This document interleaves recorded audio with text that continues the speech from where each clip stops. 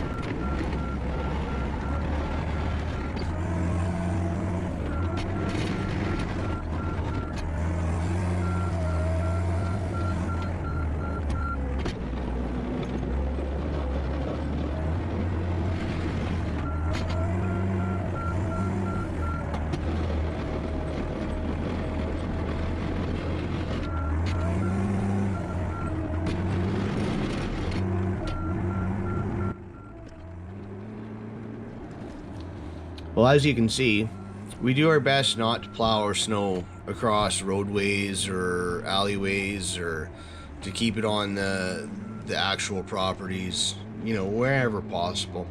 Thanks for watching. Hit that like button, smash the subscribe button, and feel free to share. I know it's just plowing snow, but we're just waiting for mini boat season. That, and we'll get some awesome mud bogger footage this year as well, maybe. Keep your fingers crossed.